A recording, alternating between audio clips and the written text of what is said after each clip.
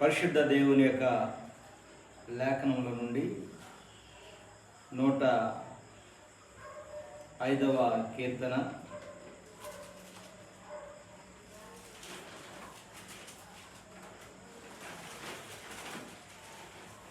41, 42, 43 చదువుకుందాం. బండను చీల్చగా నీళ్లు ఉబికి వచ్చెను. బండను చీల్చగా నీళ్లు ఉబికి వచ్చెను. ఎడారులలో అవి ఏరులై పారెను. ఎడారులలో అవి ఏరులై పారెను. ఏలయనగా ఆయన తన పరిశుద్ధ వాగ్దానమును తన సేవకుడైన అబ్రహామును జ్ఞాపకం చేసుకుని ఆయన తన ప్రజలను సంతోషముతోను తాను ఏర్పరచుకునిన వారిని ఉత్సాహధ్వనితోను వెలుపలికి రప్పించును. వారు తన ప్రార్థన చేసుకుందాం. మహోన్నతుడా, సర్వశక్తిమంతుడా, నీకు వందనాలు స్తోత్రాలు చెల్లిస్తూ ఉన్నాం ప్రభువా. నీ కృపాదయ సంకల్పన బట్టి ప్రభా, నీ ప్రేమను బట్టి మమ్మల్ని ప్రేమించి నీ రెక్కల కింద గత శనివారం నుంచి శనివారం వరకు దాచి కాపాడినందుకు వేలాది స్తోత్రాలు చెల్లిస్తున్నాం ప్రభా. నీ ప్రేమ గొప్పది, నీ కృప గొప్పది ప్రభా. నీ అనాటి ప్రణాళికలో ప్రభా మమ్మల్ని దాచినందుకు స్తోత్రాలు. నీ కృప చొప్పున ప్రభా మమ్మల్ని నిర్మించినందుకు స్తోత్రాలు తండ్రి. వాక్యమైన దేవుడా, వాక్యమును ప్రభా వివరిస్తుండగా నా నోటికి బోరుగుండి మీరు కృప చూపించి మీరే మాట్లాడమని యేసు నామములో ప్రార్థించి పొందినాం తండ్రి. ఆమేన్. దేవునికి మహిమ కలుగునుగాక. హల్లెలూయా. చదవబడిన దేవుని వాక్యాన్ని మరొకసారి చదువుకుందాం. చదువుతారా? బండను చీల్చగా నీళ్లు ఉబికి వచ్చెను. బండను చీల్చగా నీళ్లు ఉబికి వచ్చెను. ఎడారులలో అవి ఏరులై పారెను. ఎడారులలో అవి ఏరులై పారెను. ఏలయనగా ఆయన తన పరిశుద్ధ వాగ్దానమును సేవకుడైన అబ్రహామును జ్ఞాపకం చేసుకుని ఆయన తన ప్రజలను సంతోషంతోను తాను ఏర్పరచుకున్న వారిని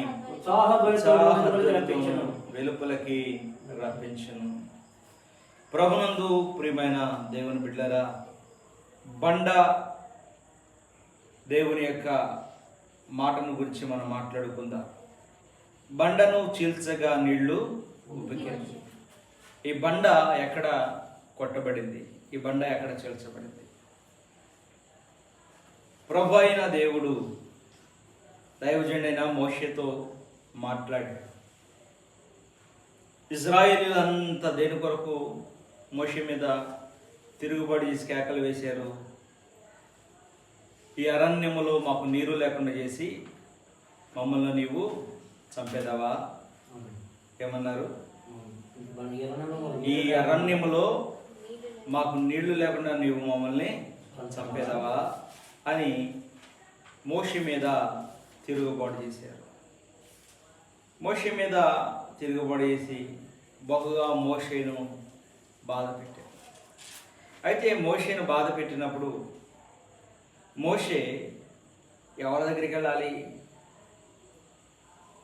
చెప్పండి? ఎవరి దగ్గరికి వెళ్ళాలి? దేవుని దగ్గరికి వెళ్ళాలి. దేవుని దగ్గరికి వెళ్ళాలి. మోషే దేవుని దగ్గరికి వెళ్ళి ప్రార్థన చేస్తున్నాం. ప్రార్థన అనేది మనం దేవునితో మాట్లాడటమే. ప్రార్థన అనేది మనం దేవునితో మాట్లాడటమే. ఒక మనిషితో మాట్లాడుకున్నట్టు ప్రార్థన ఎవరితో మాట్లాడుతుందంటే దేవునితో మాట్లాడుతుంది. మన జీవితం చాలా సందర్భాల్లో ఒంటరిగాను బాధగా ఉన్నప్పుడు మనం ఏమనుకుంటూ ఉంటామంటే దేవుని యొక్క సన్నిధిలోకి వెళ్ళి మనం మన బాధను దేవునికి చెప్పుకుందాం అనుకుంటాం. ఏమనుకుంటాం? దేవుని సన్నిధికి వెళ్ళి మన బాధను దేవునికి చెప్పుకుందాం అనుకుంటాం. ప్రతి మనిషికి స్నేహితుడు ఉంటాడు, ప్రతి మనిషికి స్నేహితురాలు ఉంటుంది. అయితే కొందరికేమో స్నేహితులు ఉండరు, స్నేహితురాలు కూడా ఉండరు. మరి కొంతమంది ఎవరితో మాట్లాడకుండా మౌనంగానే ఉంటారు. ప్రియులారా, ఈజిప్ట్ దేశంలో బానిసలుగా ఉన్నప్పుడు, ఆ బాధపడుతూ ఉన్నప్పుడు, ఆ బాధను అనుభవిస్తున్నప్పుడు వీళ్ళకి అర్థం కానిది ఏంటంటే దేవుని యొక్క ప్రేమ అర్థం కాదు. ఎప్పుడు అర్థమైందంటే బాగా శ్రమల పాలైపోయినప్పుడు, ఆ శ్రమ విస్తరించినప్పుడు అప్పుడు దేవుడు జ్ఞాపకం వచ్చి ప్రార్థన చేయడం ప్రారంభించారు. ఏమని ప్రార్థన చేశారు? ఏమని ప్రార్థన చేశారు? అబ్రహాము దేవుడా, ఎవరు గుర్తొచ్చి చెప్పండి. మా పితరులు ఆరాధించిన వారు పితరుల దేవుడు వారికి జ్ఞాపకం వచ్చాడు. ఎప్పుడు? శ్రమ కాలంలో వారి పితరుల దేవుడు వారికి జ్ఞాపకం వచ్చాడు. జ్ఞాపకం వచ్చినప్పుడు వీళ్ళు జ్ఞాపకం రావడంతోనే ప్రార్థన చేయడం ప్రారంభించారు. ఆ ప్రార్థన ప్రభు విన్నాడా వినలేదా? ఆ ప్రార్థన ప్రభు విన్నాడు. ఆ మొర ప్రభు వారు ఆలకించాడు. శీఘ్రంగా ప్రభు ఆ మొర ఆలకించి వారి పక్షంగా దేవుడు ఏం చేశాడంటే దైవజనుడైన మోషేను పంపించాడు. పంపబడిన మోషేతో బాగానే కొంతకాలం ప్రయాణం సాగించారు. అయితే వీళ్ళు ఎప్పుడైతే సముద్రమును దాటారో ఎర్ర సముద్రం వారు ఏం చేశారు? తిరుగుబాటు కూడా చేశారు. 106:7 వాక్యం. ఐగుప్తులో మా పితరులు నీ అద్భుతములను గ్రహింపకయుండిరి. కృపాబాహుళ్యమును జ్ఞాపకమునకు తెచ్చుకొనకయుండిరి. సముద్రమునొద్ద ఎర్ర సముద్రం వారు తిరుగుబాటు చేసిరి. ఏం చేశారంట? వారు తిరుగుబాటు చేసిరి. దేవునికి స్తోత్రం. హల్లెలూయా. వీళ్ళకి తెలిసిందేంటి? తిరుగుబాటు చేయడమే. మేలు పొంది మేలును మర్చిపోయారు. మర్చిపోయి ఏం చేస్తున్నారు? తిరుగుబాటు చేస్తున్నారు. బండను చీల్చగా నీళ్లు ఉబికి వచ్చెను. క్రీస్తు యేసు ప్రభువారు మన కొరకు రోమా సామ్రాజ్యం ఎదుట బండగా నిలబడి ఆయన మన కొరకు తన దేహాన్ని నిలువున చీల్చుతున్న మౌనంగానే ఉన్నారు. ఇశ్రాయేలు కొరకేమో బండలో నుండి నీరునిచ్చి వారి దాహాన్ని తీర్చాడు. మనకేమో శరీరధారిగా వచ్చి ఆ శరీరం అనే దేహమును చీల్చబడిన ఆ దేహము నుంచి వస్తున్న పరిశుద్ధ రక్తం ద్వారా మనకు ప్రభు పాపక్షమాపణ ఇచ్చాడు. స్తోత్రం కలుగుగాక. హల్లెలూయా. ఆయన రక్తంలో కడగబడి మనము పరిశుద్ధులుగా తీర్చబడుతున్నాం. ఇశ్రాయేలీలు ఆ బండలో నుంచి నీరును తాగిన తర్వాత దేవుణ్ణి గౌరవించారా? గౌరవించలా. ఎందుకంటే వెంటనే వారి కోరిక సిద్ధింప చేయాలి. వెంటనే దేవుడు వారి మొర ఆలకించాలి. ఇంట్లో మనం ఒక పిల్లగాడిని పిలిస్తే, ఒక పిల్లోడిని పిలిస్తే రేయ్ ఎట్రా అంటే ఎలా రావాలో దేవుడినే ఇలా అలా భయపెట్టారు. ఇలా అనుకున్నారు అలా భయపెట్టామని. భయపెట్టడం కాదు, దేవుడు వీళ్ళని అంతగా ప్రేమించాడు. హల్లెలూయా. దేవుడు ఎంతగా ప్రేమించాడంటే వీళ్ళ పిలిచిన వెంటనే పలికేవాడుగా ఉన్నాడు. స్తోత్రం కలుగుగాక. ఎలా ఉన్నాడు? వీళ్ళు పిలిచిన వెంటనే పలికేవాడుగా ఉన్నాడు, సిద్ధమై ఉన్నాడు. ప్రియ దేవుని బిడ్డలారా, దైవజనుడు ఈజిప్ట్ నుంచి నడిపించినప్పుడు, ఎర్ర సముద్రం దాటించినప్పుడు బాగానే ఉన్నారు. కానీ అరణ్యంలోకి వచ్చేప్పటికి ఏం కొద్దిపోయింది? దాహము లేదు, నీరు లేవు. మరి నీరు లేనప్పుడు ఇన్ని అద్భుతాలు చూసిన వాళ్ళు ఏం చేయాలి? ప్రార్థన చేయాలి. ప్రార్థనే కదా మనకు నేర్పేది ప్రతిదీ. ప్రార్థనే కదా మనకు ప్రతి విజయాన్ని ఇచ్చేది.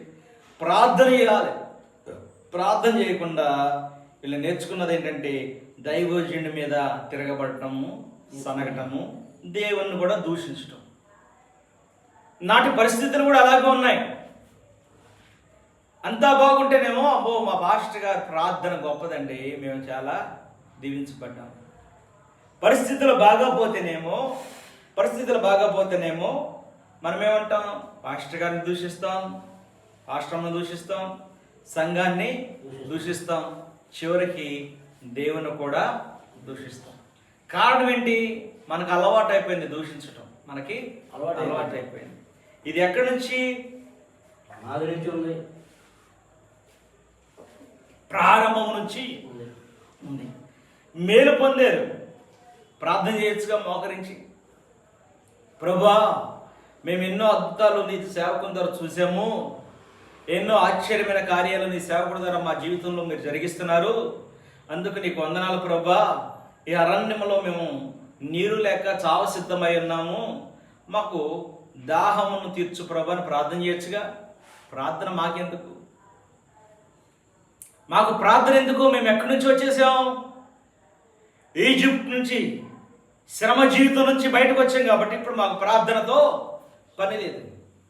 శ్రమ ఉన్నప్పుడేమో దేవుని విడిచిపెట్టకుండా, దేవుని పాదాలు విడిచిపెట్టకుండా అబ్రహాము దేవుడా, ఇస్సాకు దేవుడా, యాకోబు దేవుడని దుఃఖపడుతూ వేదన చెందుతూ ప్రార్థన ప్రార్థన ప్రార్థన ప్రార్థన చేస్తే ఆ ప్రార్థన ప్రభు ఆలకించి ఆ మహనీయుడైన దైవజనుడైన మోషేను దేవుడైన కొరకు ఏర్పాటు చేసి పంపించాడు.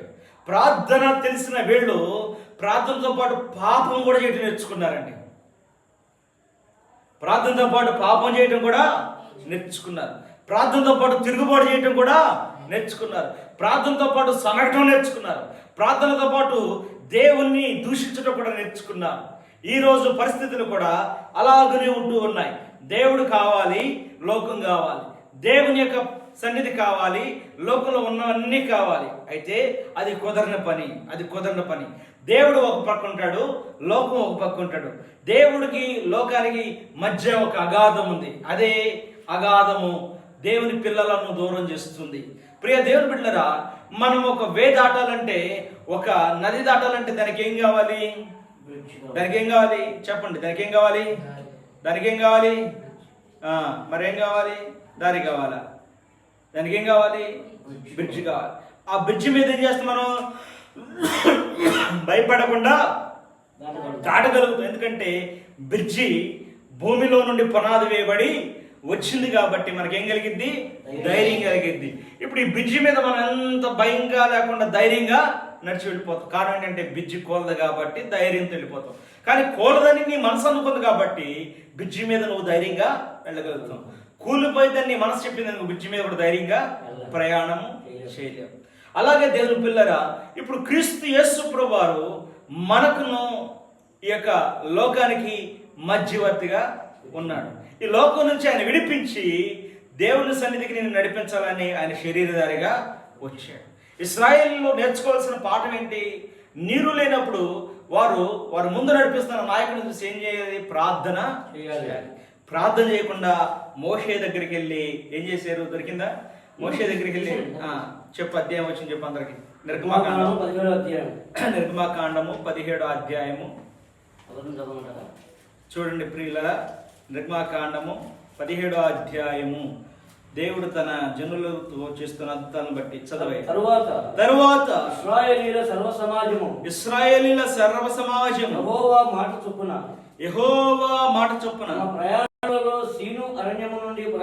తన ప్రయాణములలో సీను అరణ్యము నుండి ప్రయాణమైపోయి రెఫీదీములో దిగిరి. ప్రజలు తమకు త్రాగు నీళ్లు లేనందున మోషేతో వాదించుచు త్రాగుటకు మాకు నీళ్ళమని అడుగుగా మోషే మీరు నాతో వాదింపనేలా యెహోవాను శోధింపనేలా అని వారితో చెప్పాను.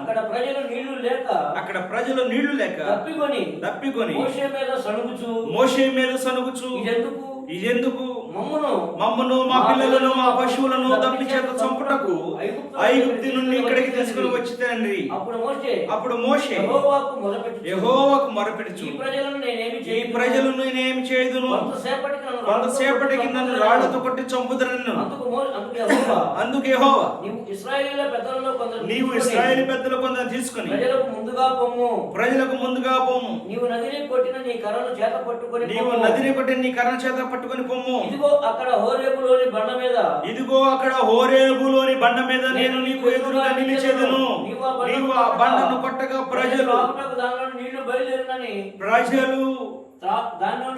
ప్రజలు త్రాగుటకు దానిలో నుండి నీళ్లును బయలుదేరి మోషేతో సెలవిగా మోషే ఇశ్రాయేలు పెద్దలను కన్నుల ఎదుట అట్లా చేసెను. అప్పుడు ఇశ్రాయేలు చేసిన వాదమును వాదమును బట్టి యెహోవా మన మధ్య ఉన్నాడో లేడో అని. నేను చదువుతాను. అప్పుడు ఇశ్రాయేలీలు చేసిన వాదమును బట్టి యెహోవా మన మధ్య ఉన్నాడో లేడో అని వారు యెహోవాను శోధించుటను బట్టి అతడు ఆ చోటికి మాసా అని మెరీబా అని పేర్లు పెట్టాను. అక్కడ ఇవ్వబడింది పుట్టు సంఖ్య ఇవ్వబడింది చూడండి. 2 శోధించుట వాదము. తర్వాత అమాలేకులు వచ్చి రెఫీదీములు ఇశ్రాయేలు యుద్ధము చేయగా. ప్రియ దేవుని బిడ్డలారా, ఇక్కడ ఇశ్రాయేలీలకు ఏ మాత్రమైన దేవుడు అంటే భయం ఉందా? చెప్పండి. ఏ మాత్రము దేవుడు అంటే భయము లేదు. భయము లేకుండా వారు మూర్ఖంగా జీవిస్తున్నారు. ఎందుకు మూర్ఖంగా జీవిస్తున్నారు? వారికి ఏం తెలుసు? ఏం చేశారు? ఇక్కడ సనిగారు మోషే మీద. అప్పుడు మోషే అన్నాడు, నా మీద యెహోవా మీద మీరు ఎలా తిరుగుబాటు చేయుచున్నారు? మాట్లాడుతున్నాను లేదా మాట? చెప్పండి. మీరు చేయాల్సిందేంటయ్యా? మీరు చేయాల్సిందేంటి? మీరు నాతో వాదింపనేలా, యెహోవాను శోధింపనేలా అని వారితో వాదించుచు చెప్పాడు. వాళ్ళతో ఏం చెప్పాడు? నన్ను దేవుని ఎందుకయ్యా మీరు శోధిస్తారు? మీకు తెలుసు కదా దేవుడు తెలియకపోతే తెలియలేదు అనుకోవచ్చు. దేవుని ఉద్దేశాలు తెలియకపోతే తెలియలేదు అని అనుకోవచ్చు. ఏం తెలుసు? దేవుని గురించి సమస్త జ్ఞానం ఇవ్వబడింది. దేవుని అద్భుతాలు కన్నులారా చూశారు. దేవుడు మాట్లాడిన ప్రతి మాట వీళ్ళకి వినబడింది. కానీ వారు నేర్చుకున్న పాఠం ఏంటంటే అశ్రద్ధ కలిగిన జీవితం, సంతృప్తి లేని బ్రతుకు, సమాధానం లేని జీవితాలు. దైవ కార్యములు చూసి సమాధానంతో బ్రతకలేకపోయారు. అద్భుత కార్యాలు చూసి సమాధానంతో జీవించలేకపోయారు. ప్రియ దేవుని దైవజనంగమా, ఇదే మాట కీర్తనకాడైన భక్తుడు ఇలాగ మాట్లాడుతున్నాడు. బండను చీల్చగా నీళ్లు ఉబికి వచ్చెను, ఎడారులో అవి ఏరులై పారెను. దేవుడు ఇశ్రాయేలు పక్షముగా బండగా నిలబడి హోరేబులో ఆ బండను దేవుడైన మోషే కొట్టగా ఆ బండల నుంచి జీవజలము ప్రవహించినప్పుడు వారి జీవితంలో దాహము లేని వారి బ్రతుకులో ఎండిపోయిన వారి గొంతుకులను క్రీస్తు యేసు బండ నుంచి వచ్చిన ఆ మధురమైన జలము వారి గొంతుకులను తడిపి